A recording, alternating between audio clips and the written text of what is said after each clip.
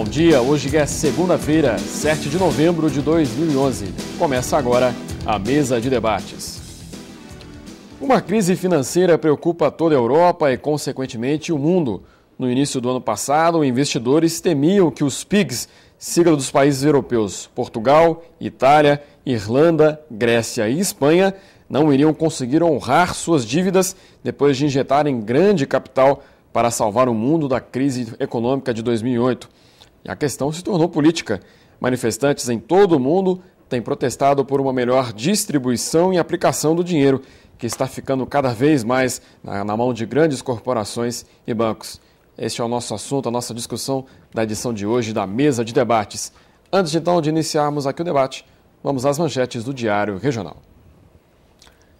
Primeira Feira do Estudante é sucesso em Juiz de Fora. Pesquisa revela benefícios para a síndrome de Down. INSS orienta sobre direitos e deveres dos segurados. Homem é preso ao tentar dar golpe em agência bancária. E na página de esportes, América Mineiro pode enfrentar o Botafogo em Juiz de Fora.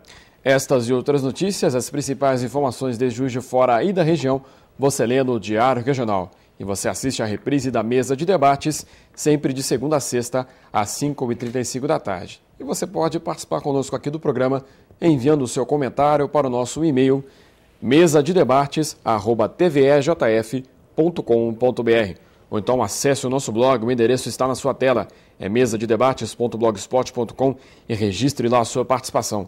Ou então você pode comunicar conosco através do nosso Twitter, @mesaTVE. Participam do programa de hoje como debatedores o publicitário Sérgio Condé. Bom dia, Sérgio. Bom dia, Marcelo. Bom dia, Orlando. Os nossos amigos convidados, bom dia. Telespectador, bom dia. Marcelo, queria dar alguns recadinhos aqui de segunda-feira. Nós temos aí que parabenizar também os nossos amigos radialistas, principalmente os nossos amigos radialistas aqui da Rádio Globo, nosso querido Léo de Oliveira, um abraço, parabéns pelo dia. E aos outros radialistas também, das outras emissoras também, parabéns pelo seu dia. Queria lembrar também que esse mês a gente já tem o Projeto Meu Bairro, vai acontecer no bairro São Mateus, no último sábado desse mês. O Projeto Meu Bairro, estaremos lá com o pessoal da Rádio Globo, faremos o Manhã da Globo ao vivo lá.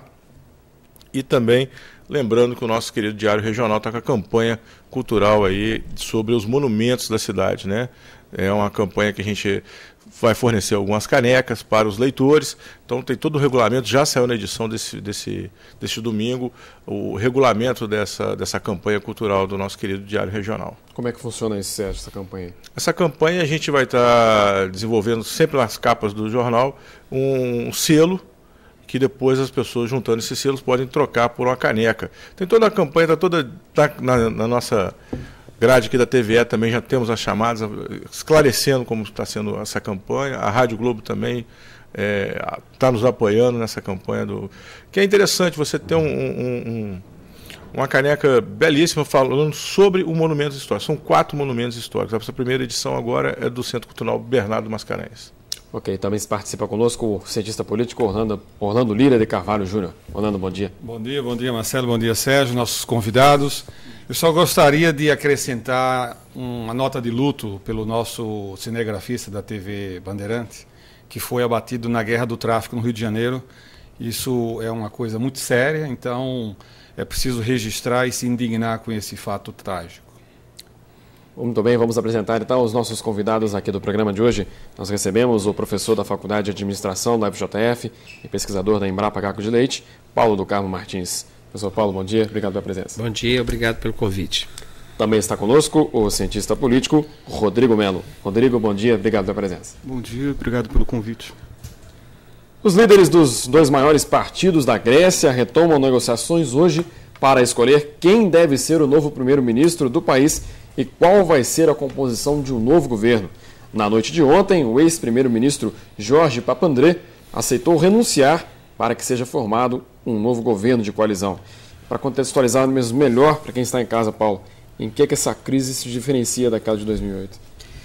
Eu acho que aquela crise ela tinha uma característica muito clara de ser algo gerado por falta de regulamentação da economia americana. E todo mundo imaginava que haveria uma certa disseminação pelo mundo, mas que seria algo temporário. Alguns analistas chegaram até a prever quando o mundo sairia da crise. Começaram a dar a data do segundo semestre de 2009. Essa é uma crise diferente porque é uma crise estrutural. A Europa vai ter que cair na real.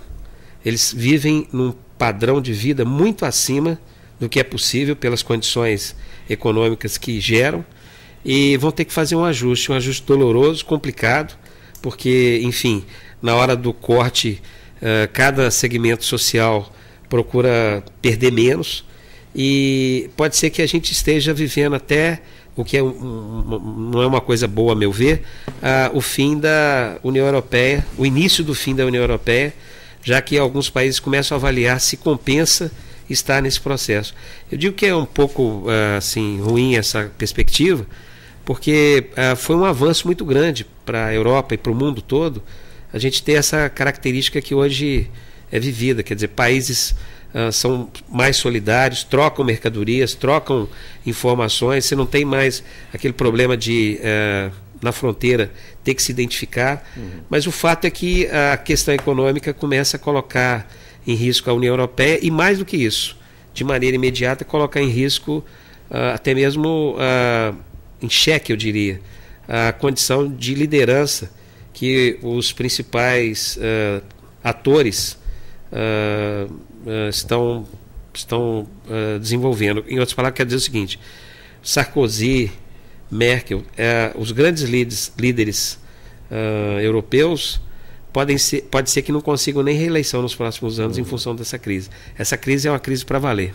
Rodrigo, e nos termos políticos, em que ela se diferencia da de 2008, na sua opinião?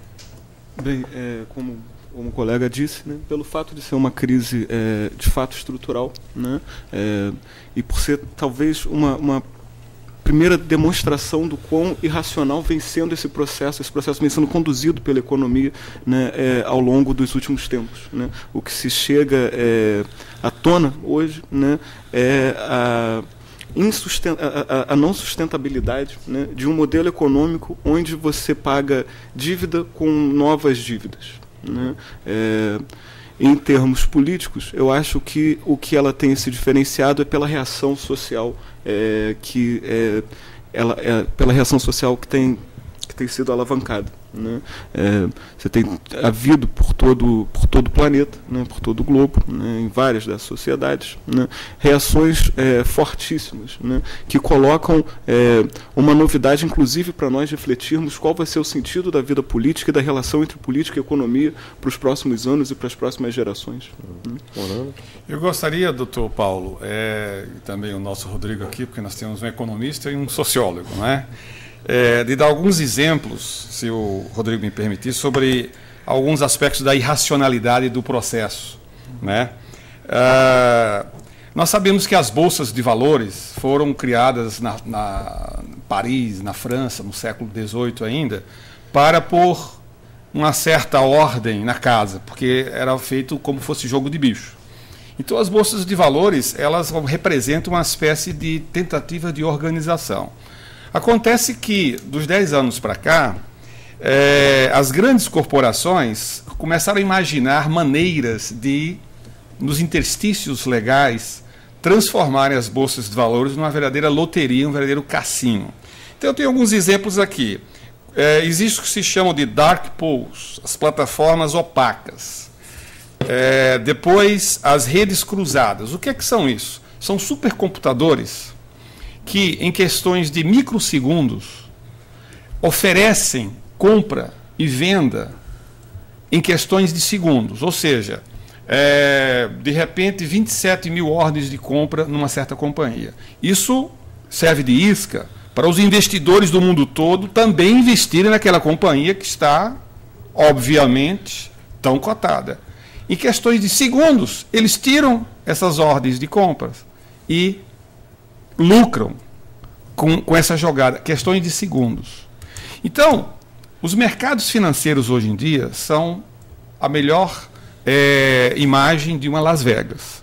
E grande parte dessa crise, ela é estrutural, obviamente, mas é também por causa dessa falta de regulação e dessa incapacidade dos governos de colocar em termo a essa roleta russa. Essa roleta que nos Estados Unidos causou... não é? Então a minha pergunta é a seguinte: nós não estamos diante de um novo capitalismo, não se trata aqui do capitalismo que produz carros, que produz comida, não é isso. Nós estamos aqui diante de uma plutocracia digital. O que é que o senhor tem a dizer e o que é que vocês têm a dizer? O mundo já deixou o capitalismo industrial há algum tempo, né? A riqueza hoje ela é gerada... embora possa parecer estranho, ela é gerada no mercado financeiro e não no mercado real, que é o mercado de produção de bens. E o próprio Brasil está nessa etapa, vamos chamar de mais avançada do capitalismo, desde os anos 80. Agora, o problema é que nós não temos regulação nesse processo. O mundo não aprendeu com a crise de 29, quando os Estados Unidos... nós tivemos o craque da Bolsa de Nova York, a economia americana entrou numa derrocada e espalhou essa condição para o mundo inteiro. Nós não aprendemos com isso, a verdade é essa.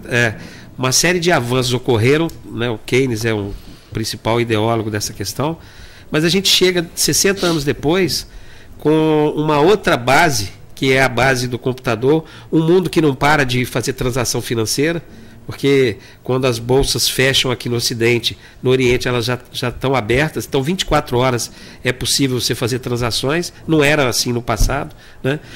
No passado você tinha um momento claramente definido.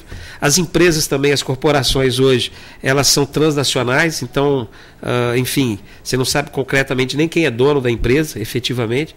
Então o mundo ficou muito mais complexo, e quando fica mais complexo, a gente tem que ter mais governo, necessariamente tem que ter mais governo para regulamentar.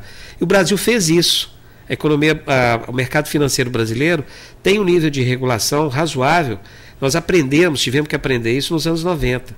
Mas o mundo não tem. E aí, nessa última reunião do G20, houve a proposta, mais uma vez, de se criar um processo de algo parecido com o IOF, né? IOF é um imposto que nós temos no Brasil que incide sobre as transações financeiras. E qual que era a lógica? Era criar um fundo, aliás, dois objetivos. O primeiro seria criar um fundo para socorrer bancos que viessem a quebrar. Porque quando um banco quebra é muito complicado, né? Outros bancos quebram, outras empresas quebram, então tem que ter um fundo. O Brasil tem esse fundo. E o segundo ponto importante seria criar riqueza para também criar um outro fundo para ajudar os países que estão aí atuando na questão estrutural, países que estão com um déficit muito elevado. E os Estados Unidos e a Inglaterra foram contra.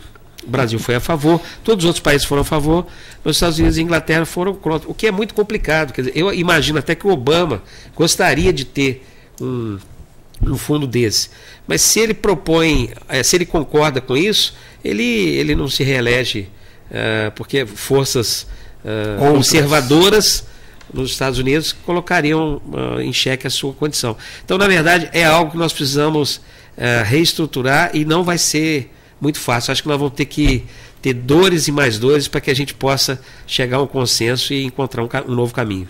Rodrigo? Bem, eu acredito sim, concordo com o Orlando, que trata-se, né, e que essa crise demonstra muito claramente, né, que estamos diante de um novo capitalismo, né, de um capitalismo que já não se baseia mais na sua produção material, né, no mundo da indústria, etc., mas de um capitalismo puramente financeiro, né, onde parece que somos meio que conduzidos, né, por entidades abstratas, como um mercado que, por exemplo, ele acorda nervoso, né, e quebra todo um país. Né, é uma espécie de fantasmagoria, né, que está se operando nesse capitalismo financeiro. Né. Uma coisa muito interessante que demonstra e que prova, né, a efetividade desse novo capitalismo, né, que ainda é difícil, acho que, de defini-lo, né, é que toda a ordem, né, ou pelo menos ao longo do século XX, né, os sistemas capitalistas se configuraram numa relação entre Estado e sociedade. né, o tempo inteiro, né, a história do capitalismo se dá isso, né, e quem fazia essa mediação entre Estado e sociedade era o mundo da política, né. O que o novo capitalismo, esse capitalismo presente, né, atual, né, tem demonstrado o quanto a economia conseguiu se livrar da política e subordinar a política, né, às suas exigências, né.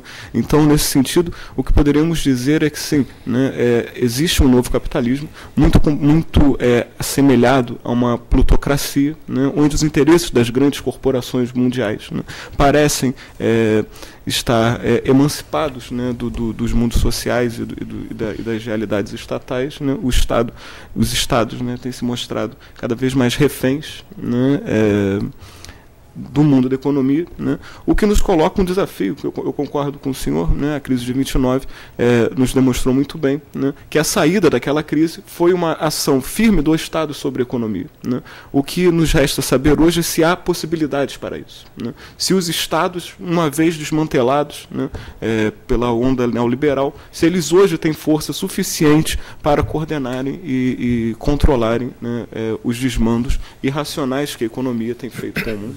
Ok, então essa discussão nós continuamos no nosso próximo bloco. Vamos para um rápido intervalo, voltamos já já.